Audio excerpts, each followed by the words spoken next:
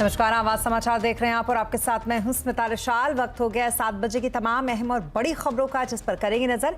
लेकिन उससे पहले नजर इस वक्त की हेडलाइंस पर। कन्याकुमारी से श्रीनगर तक कांग्रेस का भारत जोड़ो यात्रा 150 दिन में 3500 किलोमीटर से ज्यादा का सफर तय करेगी। राहुल ने श्री पेरुम्बदूर में राजीव गांधी को दी श्रद्धांजलि। बीजेपी ने कांग्रेस की यात्रा को बताया छलावा।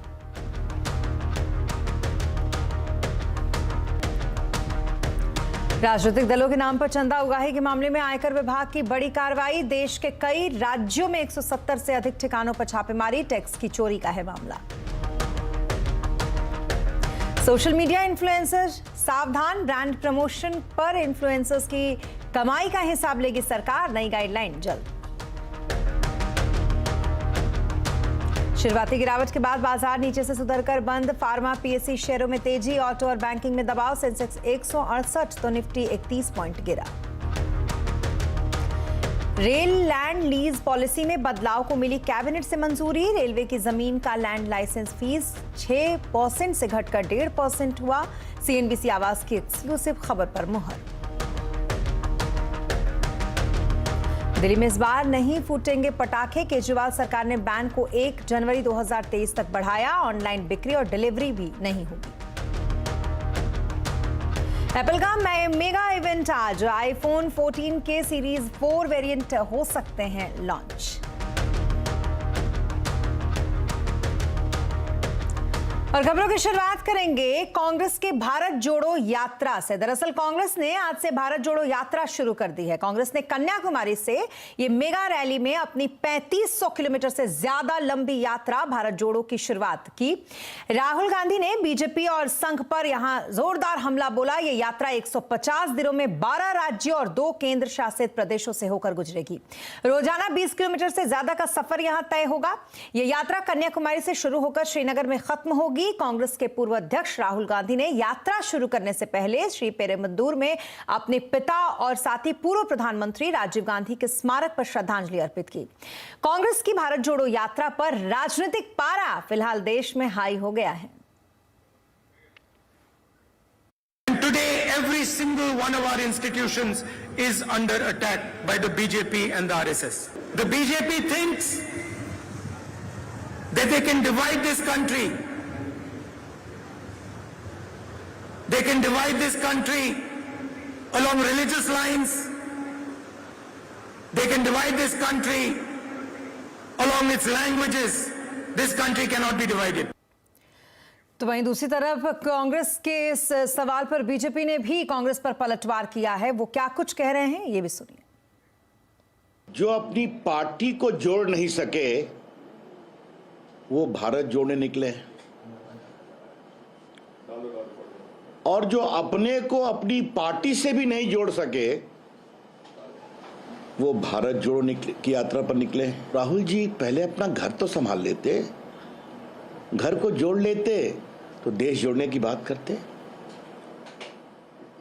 तो ये छलावा है, दिखावा है। और क्या भारत जोड़ो यात्रा से बदलेगी कांग्रेस की किस्मत, और क्या ये यात्रा 2024 की तैयारी है? आज आवाज अड्डा में इसी पर करेंगे बड़ी चर्चा शाम 7:57 पर। और अब बात करेंगे बिहार के मुख्यमंत्री नीतीश कुमार की, जो अपने दिल्ली दौरे के दूसरे दिन विपक्षी नेताओं को एक मंच पर लाने के मिशन में लगे रहे। आज उन्होंने सीपीआई माले के नेता दीपांकर भट्टाचार्य से मुलाकात की। इसके बाद नीतीश ने कहा कि पार्टियां एकजुट हो रही हैं और विपक्ष एक हुआ तो अच्छा नतीजा आएगा। वहीं अपने दिल्ली दौरे के दौरान नीतीश कुमार एनसीपी अध्यक्ष शरद पवार से भी मिले। दोनों नेताओं के बीच ये बैठक लगभग 40 मिनट तक चली। दरअसल 2024 चुनाव से पहले नीतीश कुमार विपक्ष को एक मंच पर लाने की कोशिश में है और इसी सिलसिले में वो विपक्ष के अहम नेताओं से लगातार मुलाकात कर रहे हैं। जहां आज ही वो सीपीआई माले के नेता दीपांकर भट्टाचार्य से मिले, तो वहीं वो एनसीपी अध्यक्ष शरद पवार से भी मिले। शरद पवार से नीतीश कुमार की ये मुलाकात काफी अहम मानी जा रही है। शरद पवार से मिलने के बाद नीतीश कुमार ने कहा कि हमें अगुवा नहीं बनना है, सबको साथ लाना है। जिलों में और देश में विभिन्न पार्टियों की उसके खिलाफ, बीजेपी के खिलाफ एकता हो जाएगी ना, इस पर सब लोगों की मानसिकता है और बहुत अच्छी बातचीत हुई है सब जगह, तो ठीक ही है। तो आगे चल करके फिर सब लोग सोचेंगे और अलग अलग राज्यों में कैसे कैसे सब पार्टियों को मिलना है उनके खिलाफ वाले को, ये आगे होगा। हम तो डिफरेंट पार्टी से बात किए, अच्छा है रिस्पॉन्स। अभी ये लोग तो कोई काम कर नहीं रहे हैं देश का, ऐसे ही अपना खाली पूरे देश पर कब्जा करने का ही इनका चल रहा है। तो इसलिए एकजुट होना बहुत ज़रूरी है।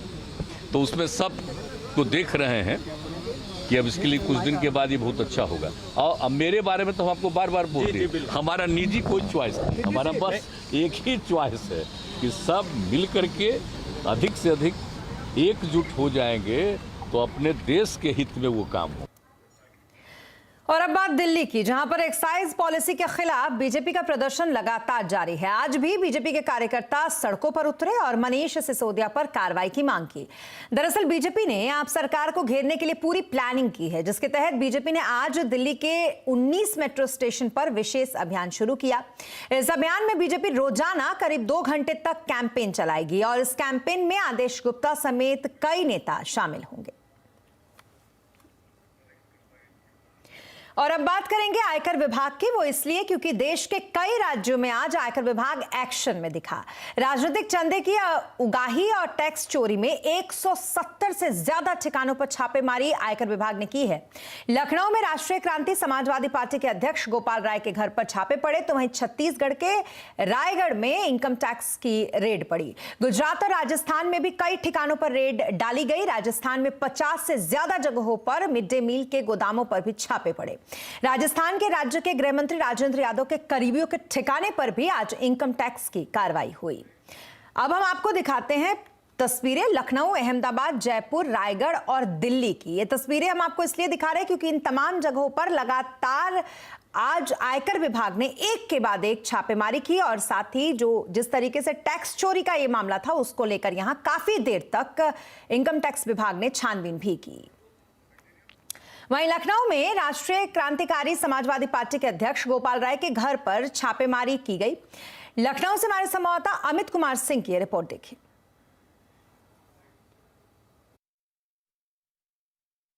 तस्वीरें दिखा रहे हो, एक्सक्लूसिव तस्वीरें। इस वक्त लोकल पुलिस के कुछ जवान जो हैं इस वक्त घर के अंदर गए हैं। यहाँ पर तस्वीरों में आप देख सकते हैं लोकल पुलिस के जवान यहाँ पर गए, तो जाहिर तौर पे इनकम टैक्स के अधिकारी, कुछ लोकल पुलिस से कम्युनिकेशन हुई होगी उनकी, उसके बाद वो घर के अंदर, उसके बाद ये घर के अंदर गए हैं। हो सकता है कि ज़्यादा डिप्लॉयमेंट की बात हो। अंदर लगातार इन्वेस्टिगेशन यहाँ पर चल रहा है और ये इन्वेस्टिगेशन जो है इनकम टैक्स के अधिकारी को ये सुबह 6, साढ़े 6 बजे से चल रहा है। ये गोपाल राय का आवास है और लगातार जिस तरीके से बताया जा रहा है कि कई एनजीओ गोपाल राय चलाते थे। एनजीओ के अलावा गोपाल राय जो हैं वो राजनीतिक पार्टी जो कि क्रांतिकारी समाजवादी पार्टी के राष्ट्रीय अध्यक्ष है। फंडिंग को लेकर ये पूरी रेड हुई है, कहीं इस फंडिंग का दुरुपयोग तो नहीं हो रहा है। ये तस्वीरें देखिए, गोपाल राय की जो तस्वीरें हैं वो कई बड़े नेताओं के साथ हैं। तो वहीं अहमदाबाद के सिल्वर ओके यूनिवर्सिटी और उनके मालिकों के ठिकानों पर भी इनकम टैक्स की रेड पड़ी है। अहमदाबाद से हमारे संवाददाता जनक दवे की रिपोर्ट देखिए। गुजरात में 20 से ज़्यादा जगहों पर आयकर विभाग की ओर से छापेमारी चल रही है। जहां तक अहमदाबाद की बात की जाए तो अहमदाबाद की जो सिल्वर ओक यूनिवर्सिटी है उसके जो मेन यूनिवर्सिटी के भीतर छापेमारी चल रही है। उसके अलावा इनके जो ओनर्स हैं, ट्रस्टी हैं, उनके घरों पर भी छापेमारी चल रही है। दरअसल आज सुबह जब यहाँ आयकर विभाग की टीम वहाँ पर पहुँची तब छात्रों की पढ़ाई चल रही थी, लेकिन सारे छात्रों को बाहर निकाला गया और शीतल अग्रवाल जो इनके जो ट्रस्टी हैं उनके घर पर भी छापेमारी चल रही है। जो आरोप है उसके मुताबिक जो यहाँ पर जो पैसे का जो ब्लैक टू वाइट करने का जो सिलसिला था उसकी जानकारी आयकर विभाग को मिली थी और उसके चलते ही ये छापेमारी हुई। चंदा जो दिया जा रहा है CSR के तहत जो चंदा दिया गया उसके पैसे का जो काला धन था उसको वाइट करने की प्रक्रिया, उसमें राजनीतिक दलों को चंदा, और गुजरात में जिस तरह इस बार जो चुनाव होने जा रहे हैं तो ऐसे में राजनीतिक दल जो छोटे राजनीतिक पार्टियां हैं उनको फंड देने का ये मामला था। इसकी जानकारी आयकर विभाग को लगी थी और उसके बाद न कि केवल गुजरात बल्कि पूरे देश में ऐसे जो सारे तार हैं वो एक दूसरे से जुड़े हुए थे और उसके बाद ये छापेमारी शुरू की गई। जी हाँ, तो लखनऊ और अहमदाबाद के अलावा देश की राजधानी दिल्ली में भी सुप्रीम कोर्ट के एक वकील के घर रेड पड़ी। हमारे संवाददाता शंकर कुमार की रिपोर्ट। मैं पहुंचा हूं, अभिषेक कृष्णा ये नाम है, एडवोकेट है और सुप्रीम कोर्ट का बोर्ड भी लगा हुआ है।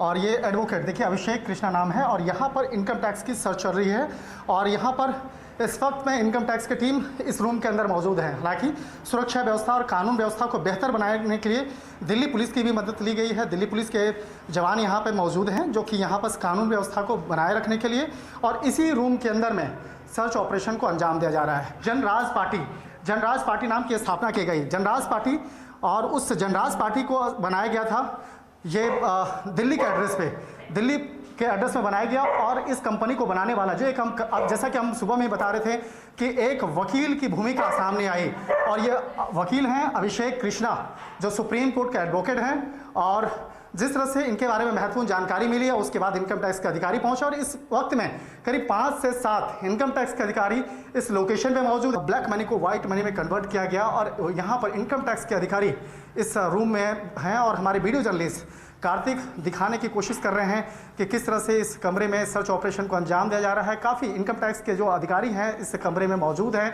और देश में आज तकरीबन 100 से ज़्यादा लोकेशन पर सर्च ऑपरेशन को अंजाम दिया जा रहा है। सर्च ऑपरेशन को अंजाम देने के लिए जिस तरह से एक बड़ी टीम का गठन किया गया और अलग अलग राज्यों में, चाहे राजधानी दिल्ली की बात करें, उत्तर प्रदेश की बात करें, मध्य प्रदेश की बात करें, राजस्थान की बात करें, गुजरात की बात करें, तमाम उन लोकेशन पर सर्च ऑपरेशन को अंजाम दिया जा रहा है। और आयकर विभाग की इस कार्रवाई के बाद अब बात करेंगे सोशल मीडिया इन्फ्लुएंसर्स की, क्योंकि इनकी कमाई पर अब सरकार की नजर है। अब सरकार ब्रांड प्रमोशन करने वाले इन्फ्लुएंसर्स की कमाई का हिसाब लेगी और जो अपनी कमाई छिपाएगा उस पर भारी पेनाल्टी लगाएगी। डिटेल लेते हैं इस पर असीम मनचंदा से।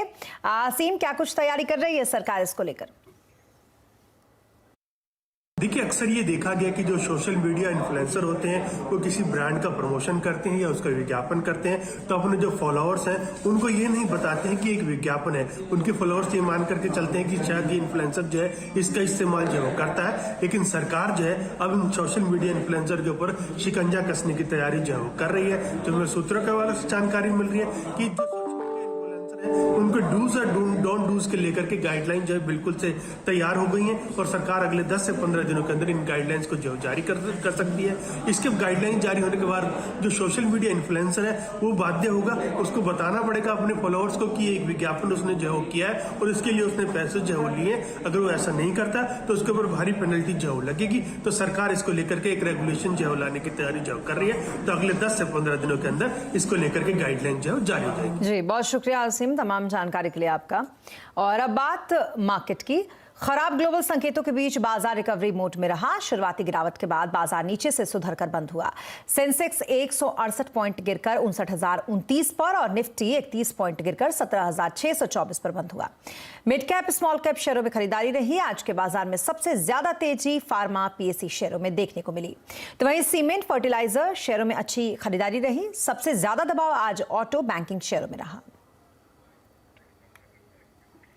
और एवेंडस कैपिटल के सीईओ वैभव सिंघवी का कहना है कि भारतीय इकोनॉमी से जुड़े शेयरों में तेजी जारी रहेगी। वैभव सिंघवी के अनुसार ग्लोबल मार्केट का असर भारतीय बाजार पर भी पड़ेगा, जिसकी वजह से आईटी और मेटल शेयरों पर दबाव देखने को मिल सकता है।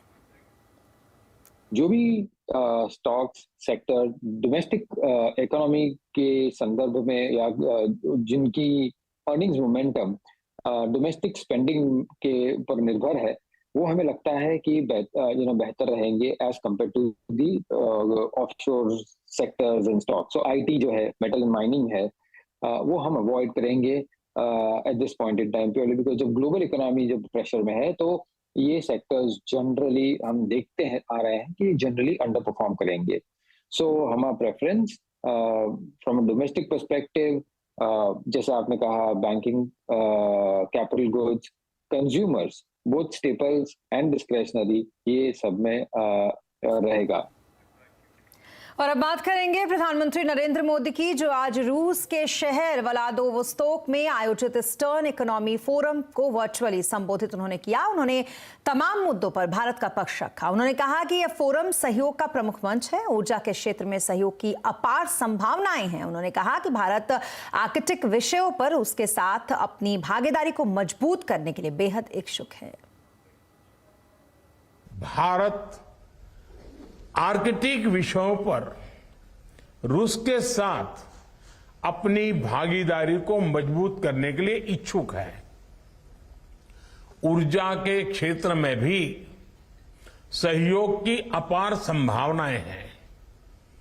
ऊर्जा के साथ साथ भारत में फार्मा और डायमंड्स के क्षेत्रों में भी रशियन फार ईस्ट के महत्वपूर्ण निवेश किए हैं।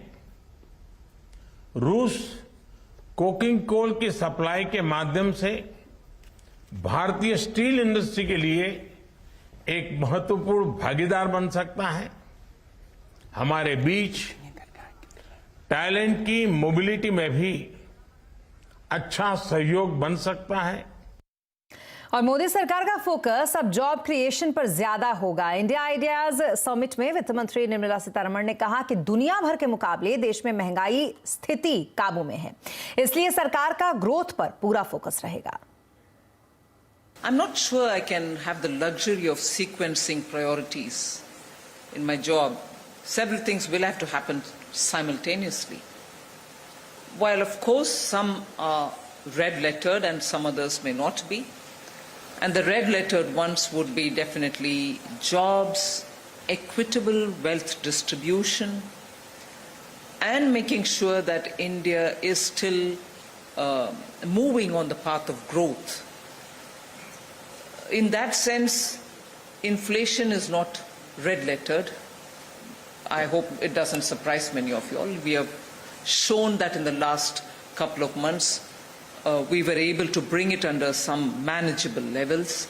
So the three priority points, if at all I can say they are priority, equally handling many other things, would be these. ये बैन अब 1 जनवरी 2023 तक रहेगा। ऑनलाइन बिक्री और डिलीवरी भी इसकी अब नहीं होगी।